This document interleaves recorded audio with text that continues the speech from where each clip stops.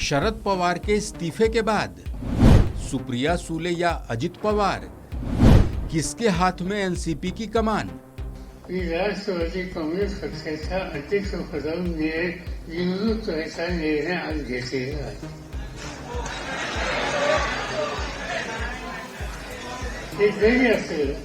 महाराष्ट्र की राजनीति के दिग्गज नेताओं में शुमार शरद पवार ने 2 मई को एक ऐलान किया और एनसीपी में खलबली मच गई।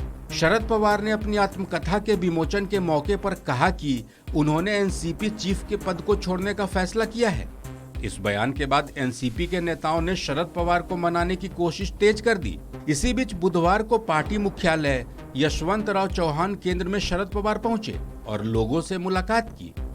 एनसीपी नेताओं ने भी पार्टी के भविष्य को लेकर मंथन किया। बड़ा सवाल यह है कि शरद पवार के बाद एनसीपी की कमान किसके हाथ में जाएगी? इसमें 3 नाम सबसे आगे चल रहे हैं, सुप्रिया सुले, अजित पवार और प्रफुल्ल पटेल। कई कयास और भी लगाए जा रहे हैं, जिसमें सुप्रिया सुले और अजित पवार का नाम सबसे आगे है। कयास है कि शरद पवार के इस्तीफे की पेशकश के बाद 2 बड़े फैसले हो सकते हैं। पहला, सुप्रिया सुले के हाथ में एनसीपी की कमान दे दी जाए और दूसरा, अजित पवार को महाराष्ट्र का प्रमुख और सीएम फेस बना दिया जाए। लेकिन इन कयासों पर एनसीपी की तरफ से किसी तरह का आधिकारिक बयान नहीं आया है। दरअसल अजित पवार को लेकर पार्टी में खींचतान की खबरें हैं। जब शरद पवार ने एनसीपी अध्यक्ष पद को छोड़ने की बात कही थी तो उस समय भी दावे हो रहे थे कि एनसीपी में कुछ भी ठीक नहीं है। अजित पवार विधायकों के एक खेमे के साथ हैं।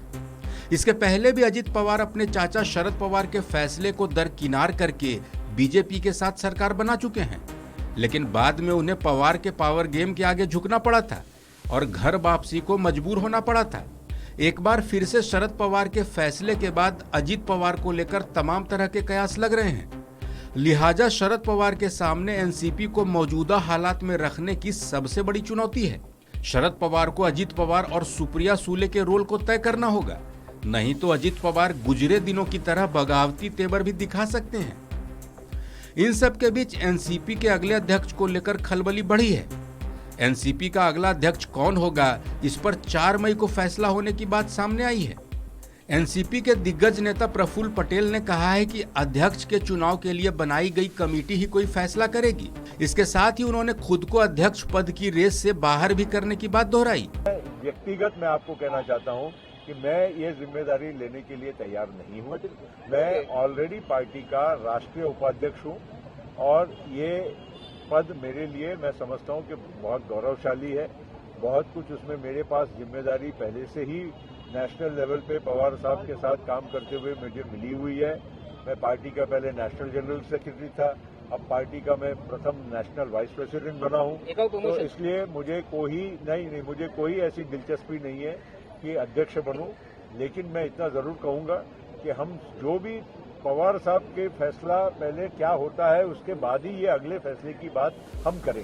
महाराष्ट्र और देश की राजनीति में बड़ा रुतबा रखने वाले शरद पवार के फैसले के बाद एनसीपी में सब कुछ नॉर्मल होने के दावे हो रहे हैं, लेकिन कुछ सालों में कई ऐसी घटनाएं भी हो चुकी हैं जिससे शरद पवार को अपनी पार्टी सलामत रखने में काफी मुश्किलों का सामना करना पड़ेगा, क्योंकि शरद पवार अध्यक्ष नहीं रहेंगे और अजित पवार पार्टी के भीतर मौजूद हैं। इस खबर में फिलहाल इतना ही।